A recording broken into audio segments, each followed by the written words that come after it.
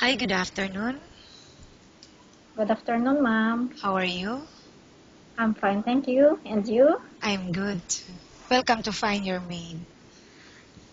Okay. Please tell us something about your work experience.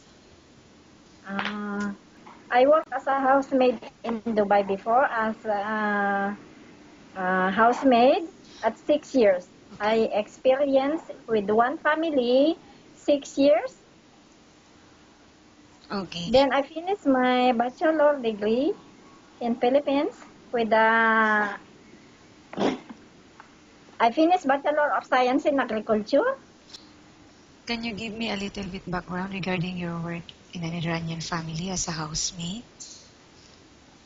I worked for them for 6 years, ma'am, as an housemaid. I do cleaning, cooking, ironing, washing, and going to them outside if they need my... Okay. And right now, may I know the status of your visa? I'm tourist visa, ma'am. When I it just came last October 5.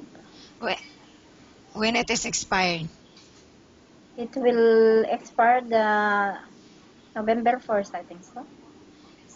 Okay. And then, will you accept a salary ranging from 1,500 to 2,000 dirhams?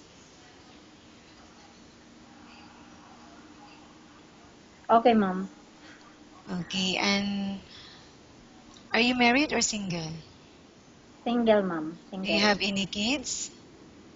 Yes, I have one daughter. Okay. And do you have any relatives working here in Dubai or in Abu Dhabi? I have one brother here in Abu Dhabi, ma'am. Okay. I will now ask you questions about different situations you may encounter while on the job, okay? Okay, ma'am. The baby is non-stop crying. What will you do? I will take care. I will give them food or Oh, milk. okay. And how do you know if the baby got sick? You can notice from his body. Okay. In babysitting a child, what are the main factors you need to consider? You must taking care of them while crying. You can notice what he need. If he need milk. Okay. How about cooking? Do you have any specialty in cooking? Yes, ma'am. I know how to cook Iranian food, Okay. Arabic food as well. Okay. And in cleaning the house, which area do you usually start working with?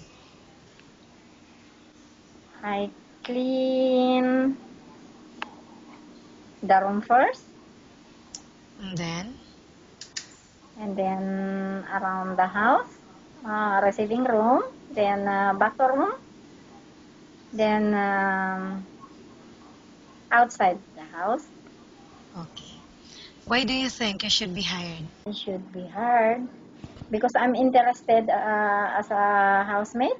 I'm interested to work with them forever. Okay, thank you. Nice talking with you and have a good day.